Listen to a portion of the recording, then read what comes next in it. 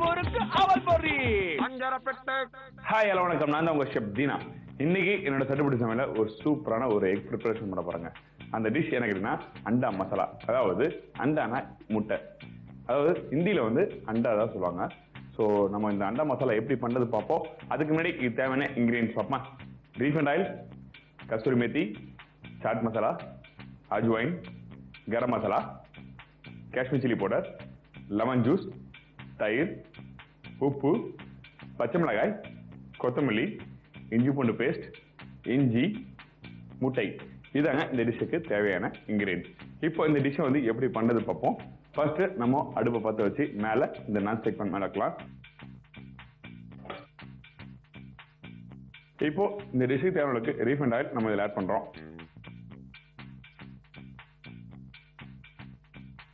முட்டை பாருங்க, பாயில் பண்ணி நான் கட் பண்ணி வச்சிருக்கேன். முட்டை வந்து பிரேக்ஃபாஸ்ட் டைம்ல சாப்பிட்டா ரொம்ப நல்லதுங்க. உங்களுக்கு ரொம்ப ஸ்லிம்மா இருக்கீங்க, கொஞ்சம் லைட்டா ஃபேட் வரணும் அப்படின்னா டெய்லி இந்த மஞ்சள் கருவும் சேர்த்து சாப்பிடலாம்.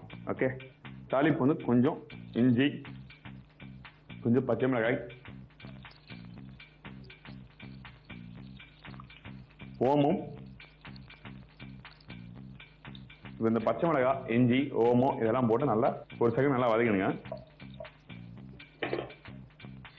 இஞ்சி பூண்டு பேஸ்ட், நம்ம வந்து இஞ்சி பூண்டு பேஸ்ட், ஓமம், பச்சை மிளகாய், இஞ்சி இதெல்லாம் போட்டிருக்கோம். இஞ்சி பூண்டை வந்து நல்லா குக் பண்ணலாம்.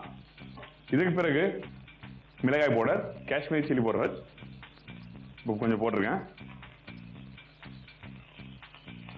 கஸ்தூரி மேத்தி, இன்னும் கொஞ்சம் வாட்டர் இதில் ஆட் பண்ணலாம்.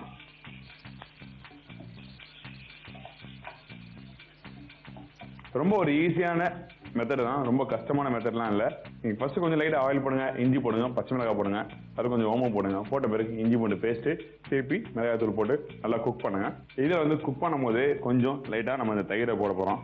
நம்ம வீட்டில் வந்து முட்டை மசாலா பண்ணும்போது என்ன பண்ணுங்கன்னா இந்த தயிர் புளியெல்லாம் போட மாட்டாங்க. நான் வந்து இந்த எக் மசாலாவில் வந்து நான் இந்த தயிர் ஆட் பண்ணுறேன்.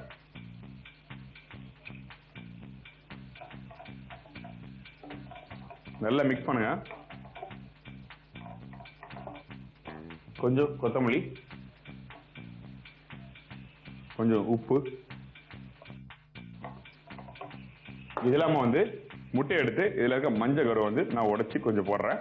மஞ்சள் கருவும் வெள்ளை கருவும் இதை கொஞ்சம் உடைச்சி போடலாம். இப்ப இந்த மசாலா நல்லா திக்காகணும். அதுக்கு பிறகு அந்த முட்டையை வந்து இதில் போட்டு நல்லா மிக்ஸ் பண்ணலாம். எதுக்கு நான் வந்து முட்டையை உடச்சி இதில் போட்டுருன்னு கேட்டிங்கன்னா, உங்களுக்கு வந்து அந்த எக்கோட டேஸ்ட் உங்களுக்கு கிடைக்கணும். அந்த ஒரு ரீசனுக்கோசம் நான் வந்து முட்டையை உடச்சி போட்டிருக்கேன். மற்ற எக்கை வந்து லைட்டாக போட்டு பெரட்டினா போதும், அந்த மசாலா கோட்டிங் ஆகிடும். இப்போ வந்து கொஞ்சம் கரம் மசாலா போடுறேன். இன்னும் கொஞ்சம் சால்ட் ஆட் பண்ணலாம். அப்படி உங்களுக்கு காரம் அதிகமாக வேணும்னா நீங்கள் பச்சை மிளகாய் போட்டுக்கலாம். பச்சை மிளகாய்லாம் இந்த காஷ்மீர் சில்லி பவுடர் நீங்கள் போடலாம். தயிரை போட உடனே நீங்க கேர்ஃபுல்லா இருங்க. ஏன்னா தயிர் போட உடனே கண்டிப்பா சிரிஞ்சு போறதுக்கு சான்ஸ் இருக்கு.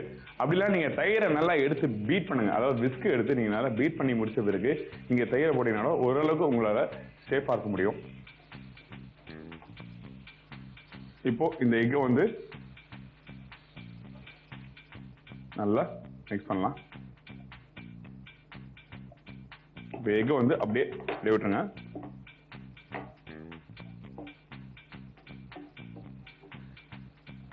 நீங்க சாப்பிடும்போது ஃபீல் பண்ணுவீங்க இந்த டிஷ் வந்து கண்டிப்பாக டிஃப்ரெண்டா இருக்கும். ஏன் கேட்டீங்கன்னா இந்த ஓமம், இந்த இஞ்சி பூண்டு பேஸ்ட், தயிர் இதெல்லாம் போட்டு யாரும் பண்ணிருக்க மாட்டாங்க. அதான் சொல்றேன், நீ கண்டிப்பா ட்ரை பண்ணி பாருங்க. இது பெரிய பெரிய ஹோட்டல்ல தான் இந்த மாதிரி டிஷ்லாம் ட்ரை பண்ணுவாங்க. ஏன்னா முக்கியமா வட இந்திய மக்கள் வந்து இந்த மாதிரி டிஷ்லாம் நிறைய விரும்பி சாப்பிடுவாங்க.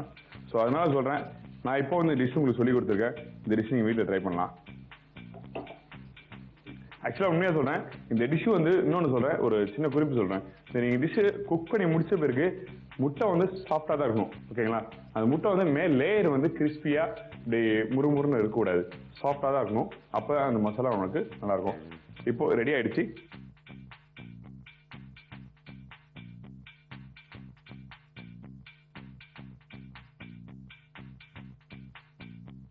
இப்போ நம்ம இந்த முட்டை மசாலா ரெடி ஆயிடுச்சு, அதாவது அண்டா மசாலா ரெடி ஆயிடுச்சு. கொஞ்சம் சாட் மசாலா போடுறேன். சாட் மசாலா போட்டு முடிச்ச பிறகு இதே மிளகாய் பவுடர் கொஞ்சம் மேல ஆட் பண்றோம். கொஞ்சம் லெமன் ஜூஸ், கொஞ்சம் கொத்தமல்லி போட்டிருக்கோம்.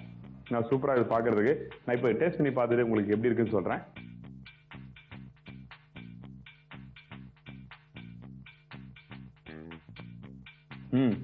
எனக்கு சாப்பிடும் போதே தெரியுது, அந்த ஓமம் போட்ட ஃபிளேவர் தெரியுது எனக்கு. நீங்க கண்டிப்பா வீட்டுல நீங்க குக் பண்ணி கொடுத்தீங்கன்னா நீங்க வீட்டுல இருக்க நினைப்பாங்க இது சம்திங் ஸ்பெஷலா இருக்கு அப்படின்னு நினைப்பாங்க. என்ன சொல்றேன், இந்த மாதிரி டிஃப்ரெண்டா குக்கிங் வந்து நீங்க வீட்டுல ட்ரை பண்ணுங்க. ட்ரை பண்ணி பார்த்துட்டு எங்களுக்கு சொல்லுங்க.